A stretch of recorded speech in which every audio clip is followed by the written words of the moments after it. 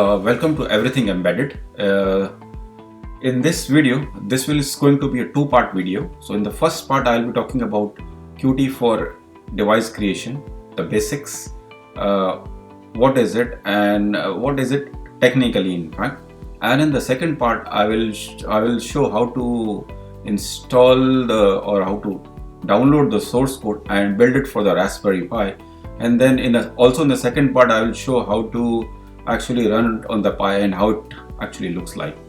So yes, so let's talk about Qt for device creation. So what exactly it is? I mean, even first when I started with this Qt for device creation, even I was not sure what it is really. So I mean, yeah, I'll just scroll through the website. You can see it shows you, okay, it's like a pre-built like a small mini operating system for the Pi, which supports for Qt. I mean, that is the initial impression which I got till I actually downloaded the source code, and then I realized, oh, it is same as Yocto. So it is in fact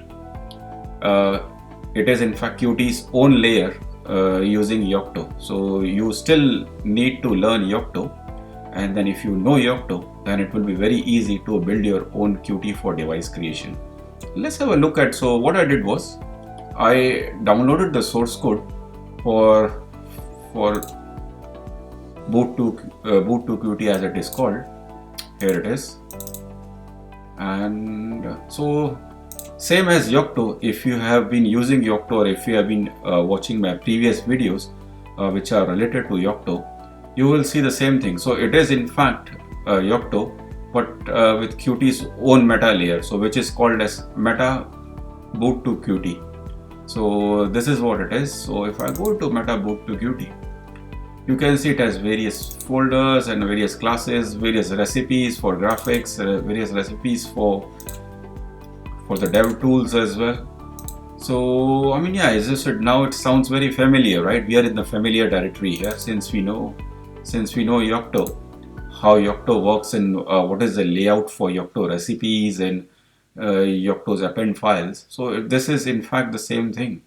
So Qt for device creation is just it's just a commercial name, but actually behind the scenes, it is in fact the Qt company providing its own meta layer, and so that you can build an embedded Linux image using Qt's pre-built classes and pre-built binaries, which can then work on your embedded platform. So why would you actually want to use Qt for, this thing? Why would you want to buy it from Qt? Well, it saves you a lot of time, isn't it? If you are going to build your own operating system using Yocto, it's not going to be, you will have to write all the source code, all the classes, all the libraries to work on that particular embedded platform. Whereas if you buy the pre-built stack from Qt, it saves you a lot of time. So of course, this is an option if you are a very large company. It's a very good option. But for us developers and for people who are trying to learn how to build our own operating systems, it is still in fact a very good introduction as to what is on offer from Qt. And it looks very good in the resume itself, really. I mean, that we know what is boot to Qt, and how to install it, how to build it, and how to change it. So in fact, let's look at the website again. So what is Qt offering, really? So you can select the reference board as it is saying, and then install the package on the board, and just start writing your software using the Qt Creator IDE. So it makes writing software a lot easier.